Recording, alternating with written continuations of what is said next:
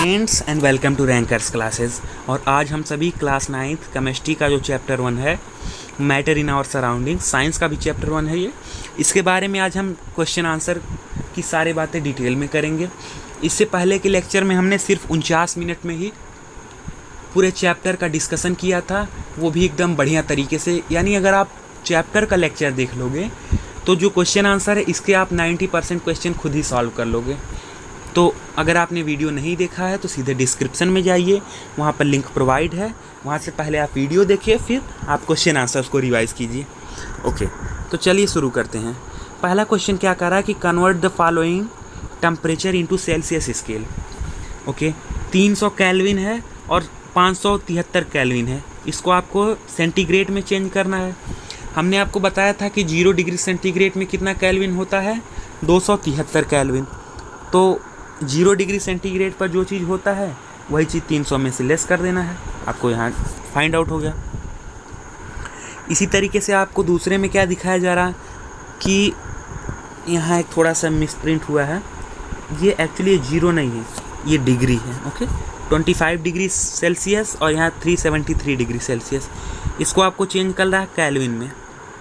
Okay, तो जब degree Celsius को केल्विन में चेंज करना होता है तो हम ऐड करते हैं, और जब हमको केल्विन को डिग्री सेल्सियस में चेंज करना होता है तो हम सब्ट्रैक्ट करते हैं। जैसे ऊपर वाले क्वेश्चन में आपको केल्विन को डिग्री सेल्सियस में चेंज करना था तो हमने सब्ट्रैक्ट किया। यहाँ पर हमको डिग्री सेल्सियस को केल्विन में चेंज करना है तो हम ऐड करेंगे 273। तो 25 में 273 जोड़ दिए, 298 केल्विन। उसी तरीके से 373 में 273 ऐड कर दिए, 646 केल्विन आ गया। तीसरा हमें क्या कह रहा है कि give reason for the following observations. Okay, क्या ऑब्जर्वेशन दिया जा रहा है? Naphthalene ball disappear with time without leaving any solid. Naphthalene ball क्या होता है, पहले इसके बारे में आप जान लीजिए।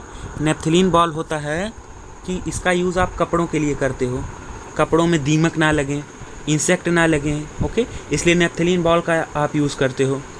तो नेप्थिलीन बॉल को आप देखोगे कि कपड़े में रख दोगे और थोड़े समय बाद देखोगे कि ये गायब रहेगा वहाँ से। मतलब अभी तो ये सॉलिड स्टेट में जब आपने रखा और ये गायब जब हुआ, यानी किस में चेंज हो गया? गैस स्टेट में। तो हमने लेक्चर में डिस्कस किया था कि कोई चीज़ अगर सॉलिड से गैस में चेंज हो रही है तो उसे हम क्या कहते हैं? सब्लिमेशन। तो यही चीज़ नेप्थिलीन के भी साथ होता है, ये सब्लिमेशन की प्रॉपर्टी शो करता है। और सब्लिमेशन में क्या होता है? सब्लिमेशन में कोई चीज़ डायरेक्टली सॉलिड से गैस में चेंज हो जाता है। फिर सेकंड वाला हम देखते हैं क्या कर रहा है। We can get the smell of perfume sitting several metre away. हमें बहुत दूर से ही हम बैठे होते हैं और हमें परफ्यूम की स्मेल आ जाती है। ऐसा क्यों होता है? इसीलिए होता है क्योंकि परफ्यूम जो होता है वो उसका डिफ्यूज़न एयर में ईजिली होता है। डिफ्यूज़न का मतलब हुआ 2 पार्टिकल्स का आपस में मिलना। ओके, यानी अगर परफ्यूम के डिफ्यूज़न की हम बात करें तो एक पार्टिकल परफ्यूम का होगा, एक पार्टिकल एयर का होगा। परफ्यूम और एयर के पार्टिकल्स आपस में मिल जाएंगे, इसी को डिफ्यूज़न कहते हैं। और ये डिफ्यूज़न जो होता है ये बहुत तगड़ा होता है। ओके, बहुत तेज़ी से होता है, बहुत जल्दी होता है। और किसी भी चीज़ का डिफ्यूज़न जितना जल्दी होता है वो चीज़ उतना दूर तक फैलता है। तो आप देख सकते हैं perfume vaporise very fast. Vaporisation का मतलब आप कंफ्यूज मत होइए, वेपराइजेशन का मतलब हुआ कि डिफ्यूज़न। ओके, जो चीज़ जितना तेज़ी से वेपराइज करेगा वो चीज़ उतना तेज़ी से डिफ्यूज़ करेगा। यहाँ थोड़ा हमने एक्स्ट्रा बना दिया था, लेकिन आपको कुछ पॉइंट्स केवल लिखने हैं एग्ज़ाम में कि आपको ये लिखना है कि इसमें डिफ्यूज़न जो होता है, इसमें perfume have a very large amount of diffusion with air. Okay, बस इतना ही आपको लिखना है केवल। फिर चौथा आप देखिए क्या दिया हुआ है कि arrange the following in increasing order of force of attraction between the particles. यहाँ पर क्या दिखाया जा रहा है कि कुछ पार्टिकल्स हैं वाटर के, शुगर के और ऑक्सीजन के। इनको आपको अरेंज करना है फोर्स ऑफ अट्रैक्शन के बेसिस पे। फोर्स ऑफ अट्रैक्शन का मतलब हुआ कि पार्टिकल्स के बीच में हमने बताया था कि अट्रैक्शन फोर्स होता है जिसके कारण इनकी स्ट्रेंथ बनी रहती है। ओके, फिर हमने ये भी बताया था कि सॉलिड में सबसे ज़्यादा होता है, फिर लिक्विड में, फिर गैस में। तो सॉलिड में यानी शुगर में सबसे ज़्यादा फोर्स ऑफ अट्रैक्शन होगा, उसके बाद फिर वाटर में और देन ऑक्सीजन में। अब यहाँ पर हमें कह रहा है अगले क्वेश्चन में कि 25 डिग्री सेंटीग्रेड यहाँ पर दिया गया है, यहाँ 0 डिग्री सेंटीग्रेड, यहाँ 100 डिग्री सेंटीग्रेड। इन तीनों स्टेट पे कह रहा है कि वाटर किस फॉर्म में हमें मिलेगा, यानी 25 डिग्री सेंटीग्रेड पर हमें वाटर किस फॉर्म में मिलेगा, लिक्विड फॉर्म में। 0 डिग्री सेंटीग्रेड पर हमें सॉलिड फॉर्म में भी मिलेगा और लिक्विड फॉर्म में, सॉलिड फॉर्म में आइस के तरह और लिक्विड फॉर्म में वाटर के तरह। इसी तरीके से 100 डिग्री सेंटीग्रेड पर हमें वाटर की तरह यानी लिक्विड फॉर्म में और वेपर की तरह यानी वाटर के गैसियस फॉर्म की तरह। फिर हम छठवें क्वेश्चन पे आते हैं। यहाँ क्या दिया जा रहा है कि give 2 reasons to justify water at room temperature is liquid. Okay, और दूसरा क्या कह रहा है कि an iron almirah is a solid at room temperature. आपको बताना है कि जो लिक्विड है, ओके, जो वाटर जो है वो लिक्विड फॉर्म में कैसे है रूम टेम्परेचर पर, या जो आयरन की जो अलमीरा है, ओके, वो रूम टेम्परेचर पर सॉलिड फॉर्म में कैसे है। तो हमने बताया था कि लिक्विड के फीचर कौन कौन से हैं। इनके पास फ्लूइडिटी होती है, इनके पास डिफिनिट वॉल्यूम होता है, लेकिन इनकी शेप डिफिनिट नहीं होती है। तो ये तीनों फीचर हमें मिल रहे हैं। वाटर को अगर आप फर्श पे फेंक दो तो ये ईजिली फ्लो करेगा, यानी फ्लूइडिटी की कैरेक्टरिस्टिक्स हो गई। इनकी वॉल्यूम फिक्स है, यानी अगर जितना अमाउंट में आप वाटर लोगे उतना अमाउंट में कॉन्स्टेंटली ये रहने वाला है।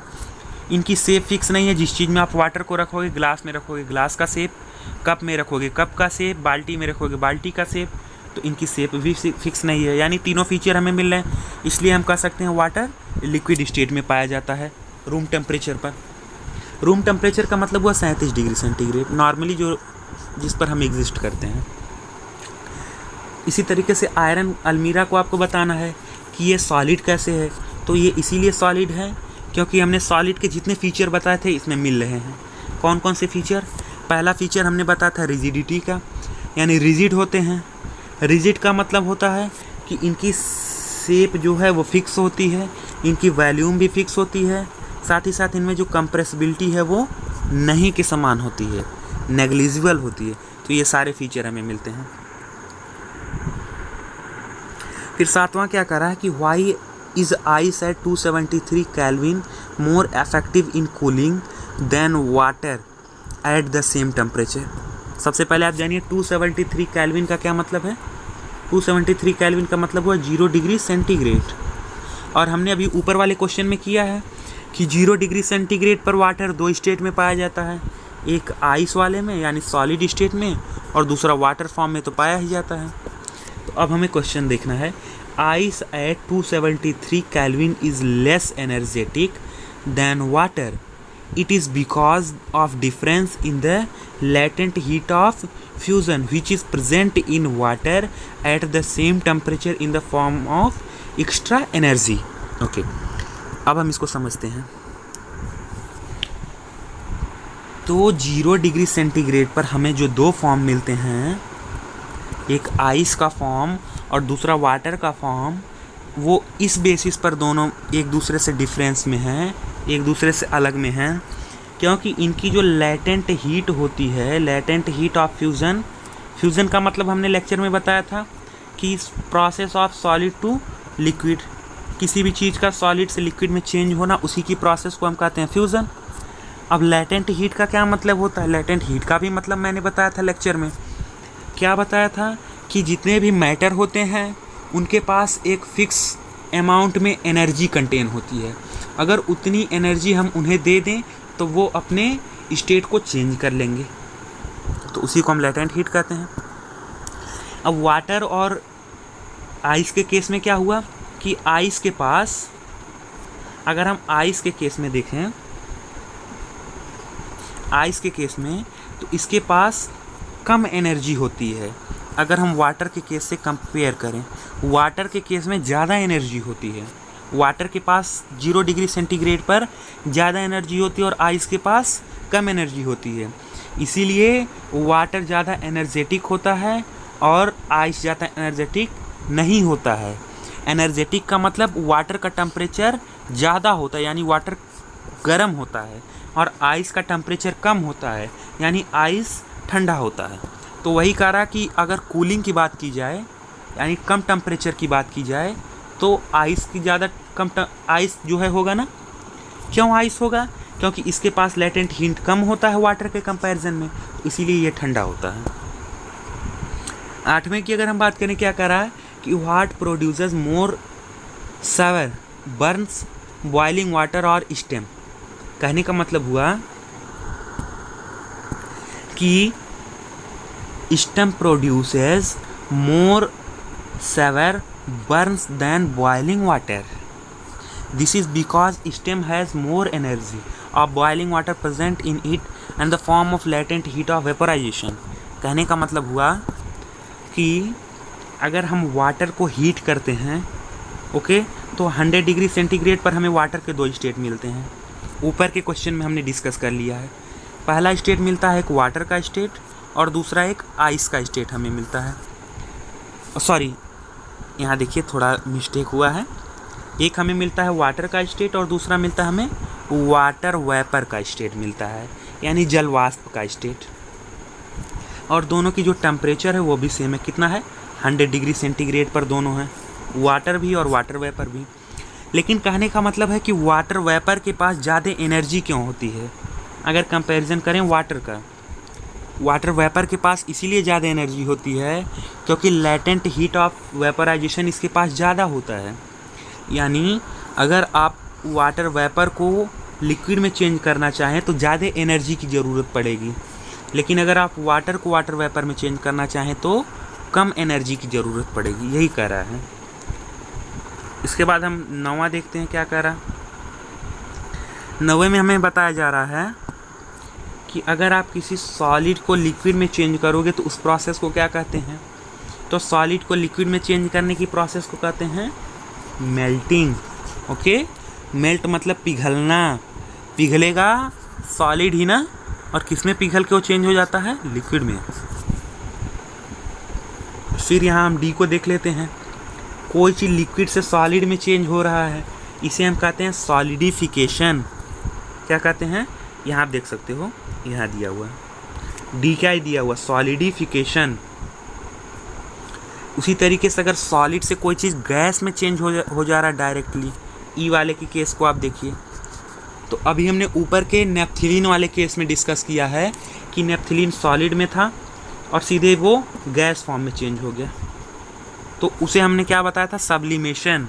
आप देख सकते हो ई वाला यहाँ क्या दिया हुआ? सब्लिमेशन। फिर हम देख सकते हैं गैस अगर जो है सॉलिड में चेंज हो रहा है, एफ वाले केस को आप देखिए, तो सेम इसका अपोजिट है।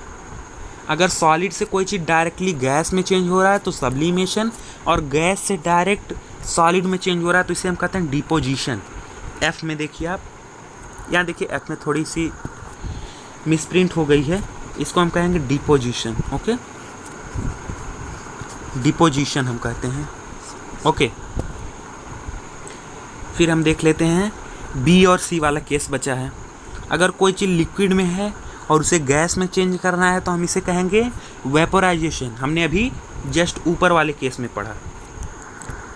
इस वाले केस में हमने क्या पढ़ा कि वाटर को हम बॉयल कर रहे हैं 100 डिग्री सेंटीग्रेड पर, ओके, और फिर ये वाटर स्टेट में है, वाटर का मतलब लिक्विड स्टेट में है, और फिर ये चेंज हो जा रहा है गैस स्टेट में, और इसी प्रोसेस को हमने एक अलग नाम दिया था, क्या?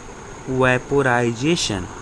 ओके, तो लिक्विड का गैस में चेंज वेपोराइजेशन कहलाता है, लेकिन गैस का लिक्विड में चेंज लिक्विडिफिकेशन कहलाता है। जैसे यहाँ हमने पढ़ा कि लिक्विड का सॉलिड में चेंज क्या कहलाता है? सॉलिडिफिकेशन। उसी तरीके से गैस का लिक्विड में चेंज क्या कहलाता है? लिक्विडिफिकेशन। यहाँ आप देख सकते हो क्या दिया हुआ,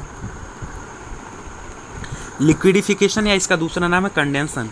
इसी का दूसरा नाम है लिक्विडिफिकेशन, और कंडेंसन भी उसी को कहते हैं। ओके, फिर हम थोड़े थोड़े, क्योंकि चैप्टर के बीच बीच में भी कुछ एक्सरसाइजेस दी हुई थी, उनको भी हम डिस्कस करेंगे। तो यहाँ आपको मैटर निकालना है, इसमें से कौन कौन सी चीज़ें मैटर हैं उनको आपको छांटना है। तो मैटर हमने बताया था कि कोई भी चीज़ वही मैटर होगी जिसके पास उसका मास होगा और जो स्पेस ऑक्युपाई करता हो, यानी जिसे रखने के लिए हमें जगह की ज़रूरत होती हो और जिसका कुछ भार होता हो। तो चेयर का भार होता है, इसे रखने के लिए जगह की ज़रूरत होती है। आलमंड, ओके, आलमंड को भी होता है इसी तरीके से, रखने के लिए जगह की ज़रूरत होती है, इसका भी कुछ भार होता है। कोल्ड ड्रिंक को भी रखने की जगह होती है, इसका भी कुछ भार होता है। ओके, एयर को भी रखने के लिए हमें जगह होती है। एयर का केस में आप क्या होता है, आप सोचिए कि जब आप बैलून में, गुब्बारे में जब आप हवा भरते हो तो गुब्बारा क्यों फूल जाता है, इसी के केस के कारण। आखिरकार एयर जगह तो ले रहा है वहाँ। इसी तरीके से स्मेल ऑफ परफ्यूम की अगर बात करें, ओके, स्मेल ऑफ परफ्यूम में क्या होता है कि परफ्यूम के जो स्मेल होती है वो गैस में यानी एयर में डिफ्यूज़ होती है। अब कोई चीज़ अगर डिफ्यूज़ हो रही है इसका मतलब वो पार्टिकल फॉर्म में है, और पार्टिकल क्या चीज़ होता है, मैटर का स्मॉलेस्ट फॉर्म होता है। यानी ऐसे समझिए, कोई भी चीज़ समझ लीजिए अगर डिफ्यूज़ हो रहा है, नॉर्मली इस केस में क्या होता है, परफ्यूम जो होता है वो उसकी स्मेल हमें कैसे मिलती है, थोड़ा ये टॉपिक से हट के, लेकिन आप समझ लीजिए। परफ्यूम की स्मेल हमें इसलिए मिलती है क्योंकि परफ्यूम जाके डिफ्यूज़ कर जाता है किससे, एयर से। एयर से डिफ्यूज़ किया, इसका क्या मतलब हुआ कि ये किसी मैटर का पार्टिकल है, क्योंकि अगर मैटर का पार्टिकल नहीं होता तो वो डिफ्यूज़ थोड़ा ही होगा। आप अगर डिफ्यूज़ करना चाहो तो क्या लव को डिफ्यूज़ कर सकते हो एयर में, हेट को डिफ्यूज़ कर सकते हो, नहीं कर सकते। केवल स्मेल को डिफ्यूज़ कर सकते हो, बिल्कुल नहीं। किसी चीज़ का अगर स्मेल होगा तब डिफ्यूज़ होगा। मैं बताने की यही कोशिश कर रहा हूँ कि स्मेल का मतलब होता है कि किसी भी चीज़ का आपको सुगंध मिलना, लेकिन जब तक उसका नाम न दिया हो कौन सी चीज़, तब तक आप उसे मैटर नहीं कहोगे। यहाँ नाम दिया हो परफ्यूम, इसलिए हमने मैटर कहा इसे। ओके, लेकिन केवल अगर स्मेल टर्म आ रहा है तो ये मैटर नहीं होगा। स्मेल तो एक प्रक्रिया भाई, हमें किसी चीज़ को जो है सूंघने में मदद मिल रही है, लेकिन अगर उस चीज़ का नाम दिया हुआ, जैसे यहाँ परफ्यूम दिया हुआ है, फूड दिया हुआ है, तब हम मानेंगे कि वो चीज़ मैटर है। फिर हम दूसरे क्वेश्चन पे आते हैं कि जब सीजलिंग फूड होता है, सीजलिंग फूड का मतलब जब फूड प्रिपेयर हो रहा होता है तो हमें दूरी से ही उसकी स्मेल मिल जाती है। जब वो कोल्ड हो जाता है तो पास जाने पर भी हमें नहीं मिलती उसकी स्मेल। ऐसा इसलिए होता है क्योंकि जब जब फूड जो है सीजलिंग यानी प्रिपेयर हो रहा होता है तो उसकी टेम्परेचर जो है इंक्रीज़ रहती है, यानी उसकी टेम्परेचर बढ़ी हुई रहती है। अब जब किसी चीज़ की टेम्परेचर बढ़ी रहती है तो वो उसकी जो रेट ऑफ डिफ्यूज़न है, ओके, वो एयर में तेज़ी से होता है। अब जब खाना ठंडा हो जाता है तो उसकी टेम्परेचर डिक्रीज़ हो जाती है, यानी कम हो जाती है, तो उसकी जो रेट ऑफ डिफ्यूज़न है वो भी लो चला जाता है। और इसका दूसरा ऐसे समझ सकते हो कि जब हम टेम्परेचर इंक्रीज़ करते हैं तो चीज़ों में काइनेटिक एनर्जी बढ़ जाती है, और जब काइनेटिक एनर्जी बढ़ती है तो रेट ऑफ डिफ्यूज़न जो है वो भी तेज़ी से बढ़ जाता है। जब ठंडा हो जाता है तो काइनेटिक एनर्जी कम हो जाती है और रेट ऑफ डिफ्यूज़न भी कम हो जाता है। फिर तीसरा क्या कह रहा है, तीसरा कह रहा है कि डाइवर का मतलब स्विमर जब तैरता है स्विमिंग पूल में तो वो मैटर की कौन सी प्रॉपर्टी को फॉलो करता है। ओके, तो मैटर की 3 ही प्रॉपर्टी हमने बताया था। कौन सा प्रॉपर्टी, मैटर की 2 प्रॉपर्टी बताया था। पहली प्रॉपर्टी बताया था हमने लेक्चर में कि मैटर पार्टिकल से मिलके बने होते हैं। दूसरा बताया था कि पार्टिकल बहुत छोटे होते हैं। कंफ्यूज मत होइए आप। ओके, आप सोच रहे होंगे तब फिर वो कौन सी प्रॉपर्टी है जिसमें बताया गया था कि मैटर के बीच में स्पेस होती है, पार्टिकल के बीच में कंटिन्यूअसली मूव करते हैं। ओके, फिर तीसरा बताया गया था कि उनमें फोर्स ऑफ अट्रैक्शन होता है। ये तीनों पार्टिकल के फीचर थे। ओके, पार्टिकल के फीचर थे जो तीनों हमने अभी डिस्कस किया। ये मैटर के पार्टिकल के फीचर थे कि उनके बीच स्पेस होता है, वो कंटिन्यूअसली मूव करते हैं, उनके बीच फोर्स ऑफ अट्रैक्शन होता है। लेकिन अगर मैटर के हम फीचर की बात करें तो इनके 2 ही फीचर होते हैं। पहला फीचर कौन सा है, ये पार्टिकल से बने होते हैं और इन पार्टिकल्स के बीच में स्पेस होता है, यही 2। तो अगर स्विमर की बात करें तो ये so that matter is made up of particle, इसी फीचर का ये यहाँ जो है पालन हो रहा है कि जो वाटर होता है वो पार्टिकल से मिलके बना होता है और हम उन्हीं पार्टिकल को पीछे की तरफ पुश करते हैं और हम आगे बढ़ते हैं। चौथा यहाँ हमें बताया जा रहा है कि अब यही देखिए, मैं यही चीज़ आपको बता रहा था कि पार्टिकल की फीचर कितने होते हैं, 3 फीचर होते हैं। इनके बीच स्पेस होता है, ये कंटिन्यूसली मूव करते हैं, इनमें फोर्स ऑफ अट्रैक्शन होता है। ओके, और ऊपर हमने डिस्कस किया मैटर के फीचर के बारे में, तो मैटर के 2 फीचर हमने देखे और पार्टिकल के 3 फीचर हमने देखे। ओके, फिर दिया हुआ है क्या, मास पर यूनिट का मतलब क्या होता है, डेंसिटी। मास पर यूनिट का मतलब होता है डेंसिटी। डेंसिटी बराबर होता है मास अपॉन वॉल्यूम। ओके, अब हम अगर इन एग्जाम्पल्स में देखें, यानी आयरन, कॉटन, चाक, वाटर, हनी और एयर जो कि चिमनी से निकलती है, इन एग्जाम्पल्स में हमें क्या डिसाइड करना है कि इन्हें अरेंज करना है इंक्रीजिंग डेंसिटी में। इंक्रीजिंग डेंसिटी का मतलब सबसे पहले होगा सबसे कम, उसके बाद फिर उससे बड़ा, फिर उससे बड़ा, फिर उससे बड़ा, इस तरीके से। तो हमने पिछले लेक्चर में डिस्कस कर लिया है कि गैस के पास सबसे कम डेंसिटी, फिर लिक्विड के पास एंड फिर सॉलिड के पास। तो इसमें गैस एक ही है, एयर जो कि चिमनी से निकल रहा है, तो एक हो गया ये। फिर लिक्विड की बात करें तो इसमें 2 लिक्विड हैं, एक हनी है और दूसरा वाटर है। इन दोनों में सर कैसे डिसाइड करें कि कौन सा, ओके, इन दोनों में हम कैसे डिसाइड करें कि कौन सा डेंसिटी कम वाला है और कौन सा डेंसिटी ज़्यादा वाला है। तो आप देखो, अगर वाटर में आप हनी को कभी घोल दो, आपने ऑब्जर्व भी किया होगा, तो आप देखोगे कि हनी एकदम नीचे आ जाता है, बॉटम पे आ जाता है। तो जिसकी डेंसिटी ज़्यादा होती है वो नीचे आ जाता है, जिसकी डेंसिटी कम होती है वो ऊपर आ जाता है। ऐसे आप जान सकते हो। तो इसके बाद वाटर आएगा, फिर हनी आएगा, फिर कॉटन, फिर चाक, फिर आयरन। ओके, आप यहाँ देख सकते हो, इसी तरीके से इसमें रखा गया है।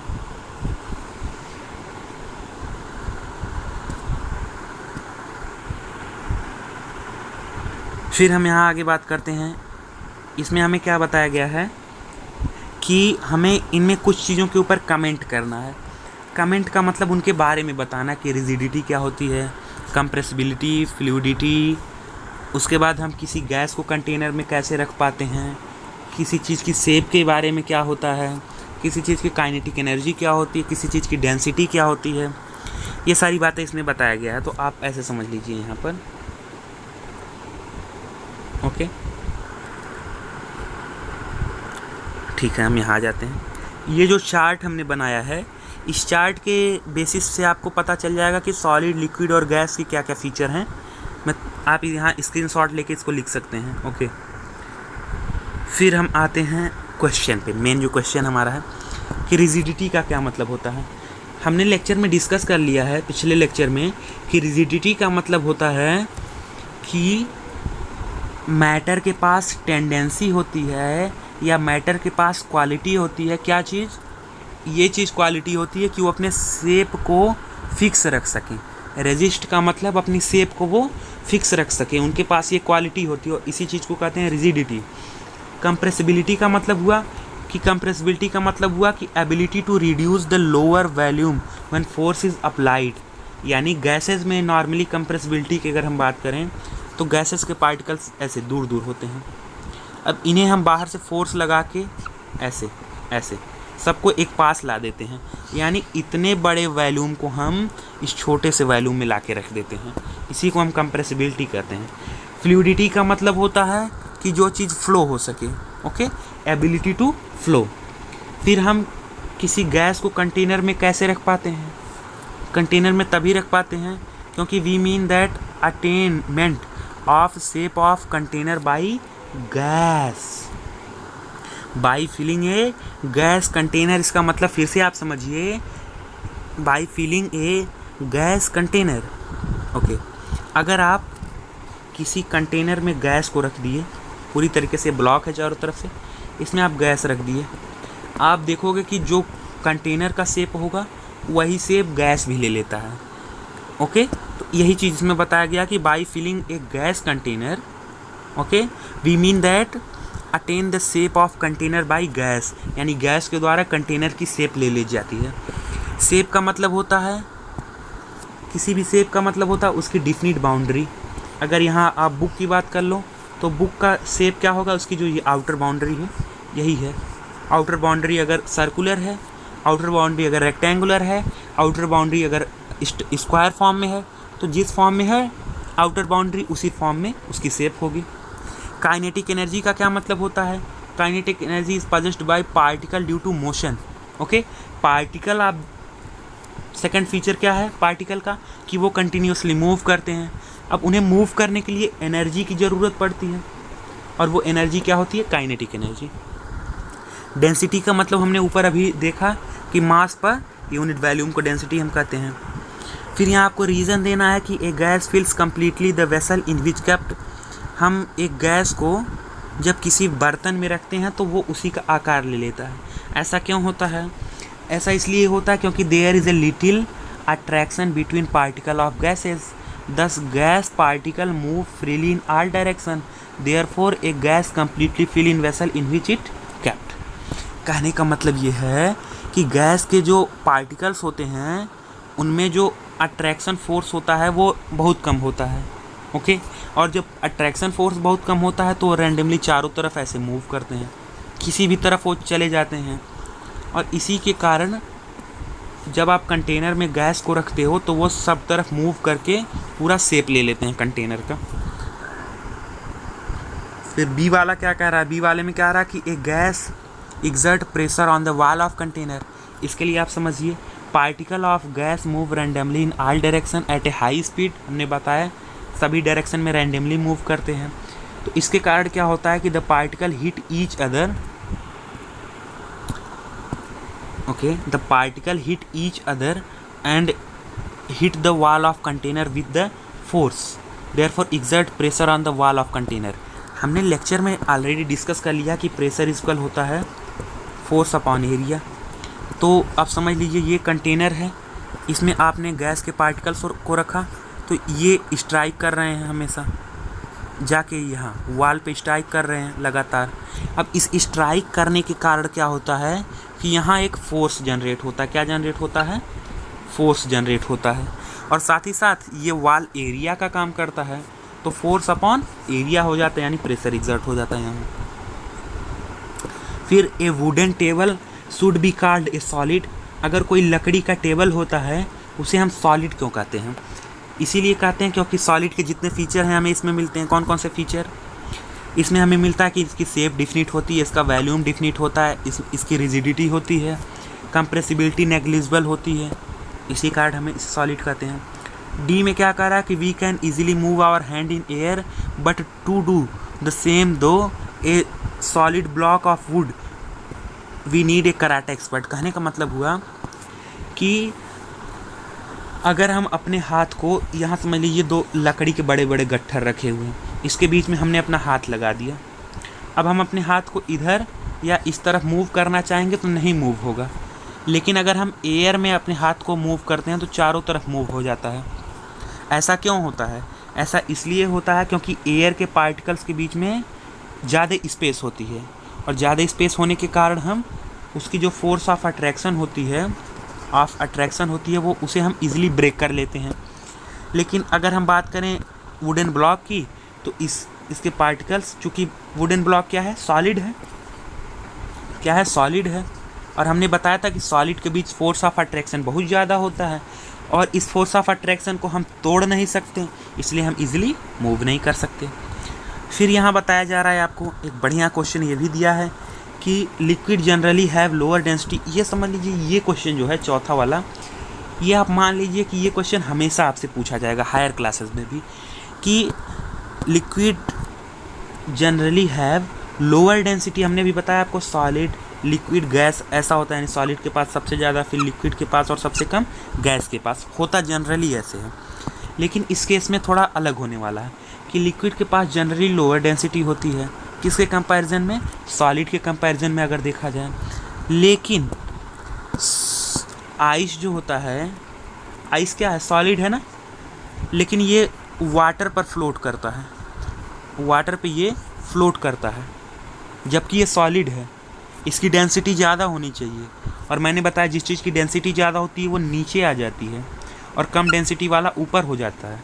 मतलब होना क्या चाहिए था, आइस नीचे होना चाहिए था और वाटर इसके ऊपर होना चाहिए था, लेकिन इस केस में उल्टा होता है, आइस ऊपर होता है और वाटर नीचे होता है।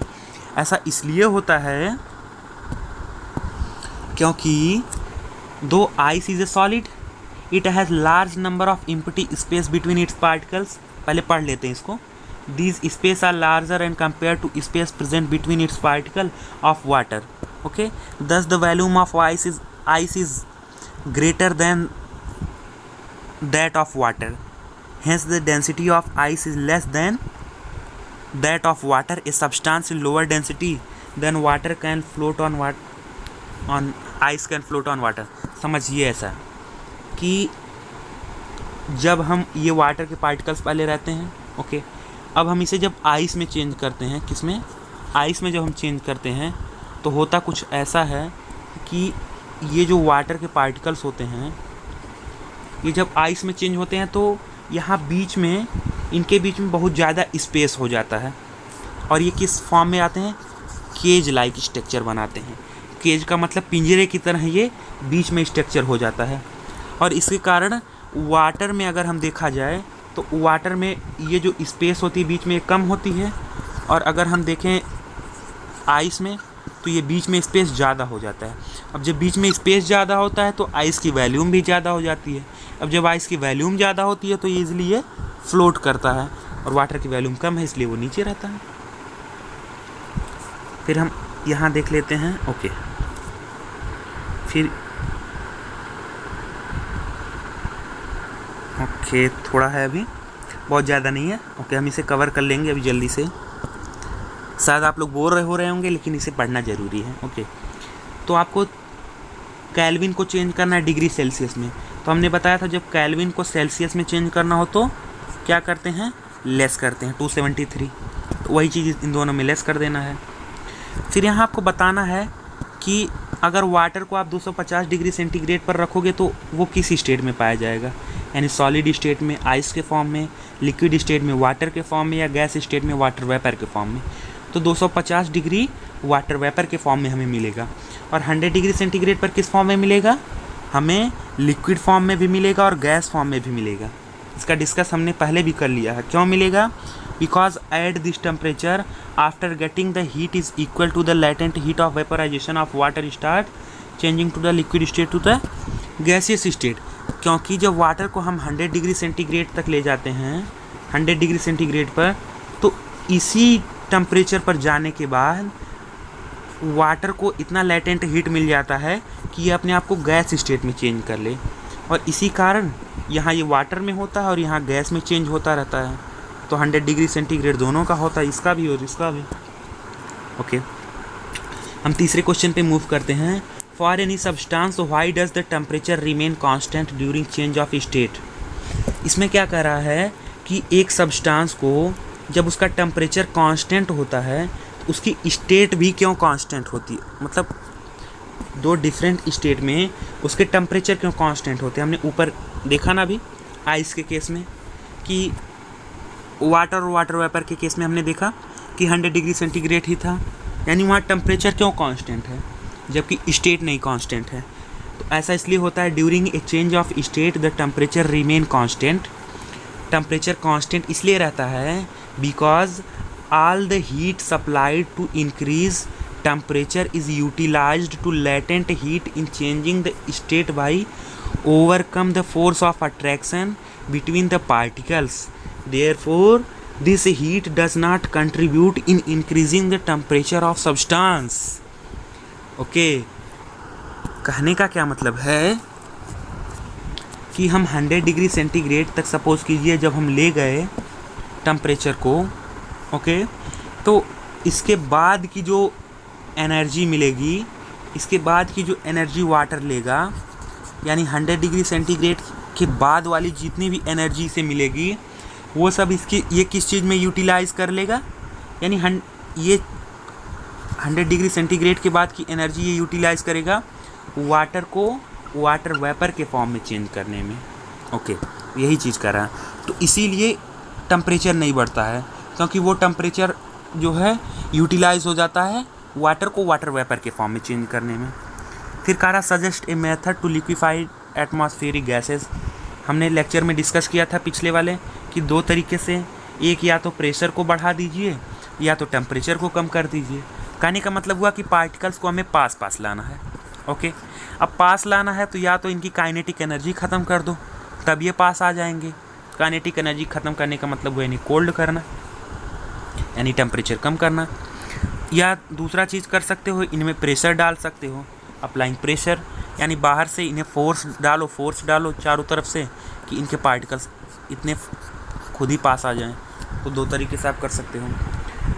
ओके, फिर यहाँ अभी लास्ट चल रहा है, क्या कर रहा है कि डेजर्ट में जो कूलर होते हैं, ओके, डेजर्ट के जो कूलर होते हैं वो क्यों कूल होते हैं, किसके कंपैरिजन में, ड्राई डे के कंपैरिजन में।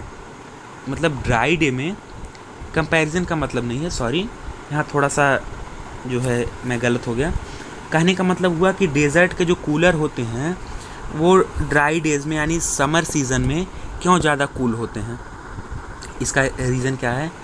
ओके, इसका रीज़न ये है कि in a desert cooler the water inside it made up of evaporate. Okay, this lead to absorption of energy from surroundings thereby cooling surroundings.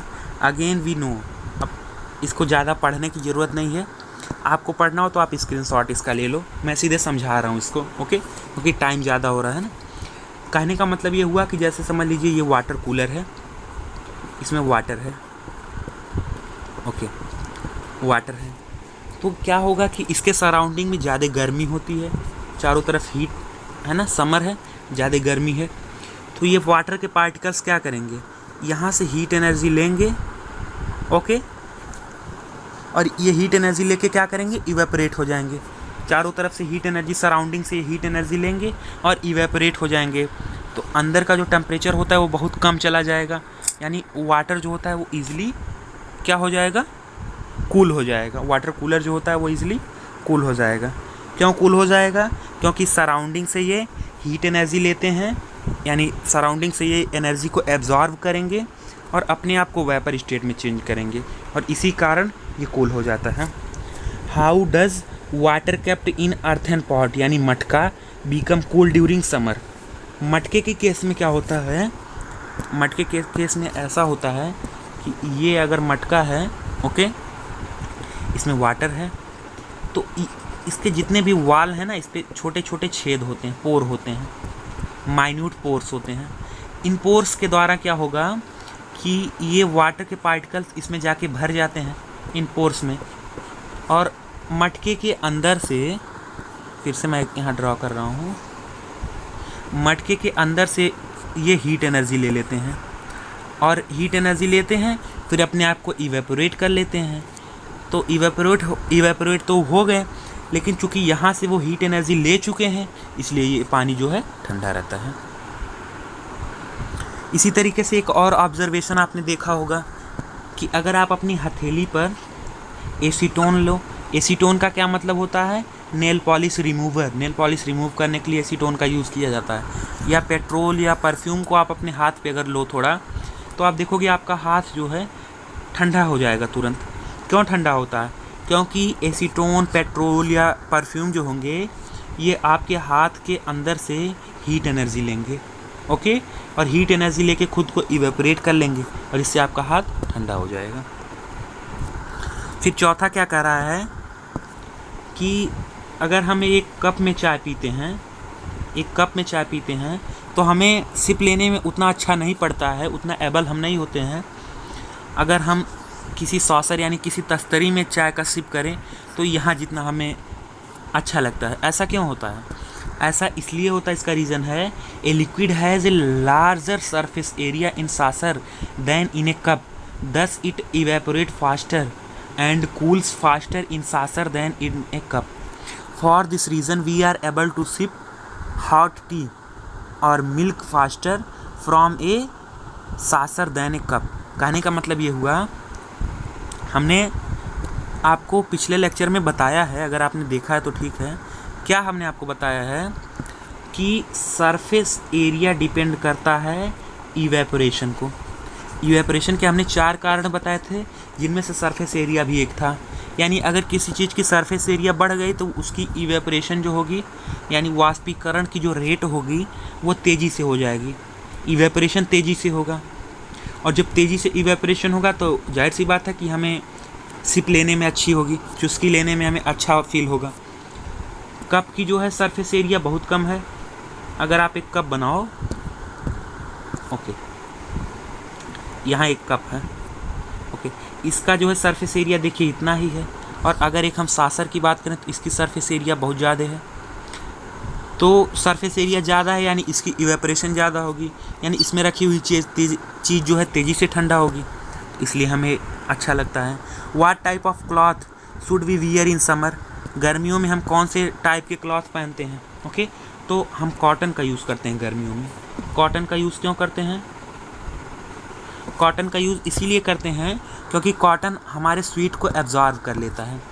Sweat का मतलब पसीना, okay, sweat को ये एब्जॉर्ब कर लेता है, और साथ ही साथ एब्जॉर्ब तो करता है लेकिन इवेपोरेशन के लिए भी हेल्पफुल होता है स्वेट के। इसके लिए एक मैकेनिज़्म होती है, हमारे शरीर से स्वेट क्यों निकलता है? इसीलिए निकलता है क्योंकि हमारे बॉडी के ऊपर स्वेट होता क्या है, बेसिकली वाटर के पार्टिकल्स होते हैं। अब ये हमारे शरीर से हीट एनर्जी लेते हैं और ख़ुद को इवेपोरेट करते हैं, तो हमारी शरीर गर्मियों में ठंडी महसूस करती है। और कॉटन जब हम डाल लेते, समझ लीजिए यहाँ ऊपर से कॉटन पड़ गया, ये हमारे स्किन के ऊपर स्वेट के पार्टिकल्स हो गए, और यहाँ कॉटन में भी स्वेट के पार्टिकल्स भरे हुए हैं।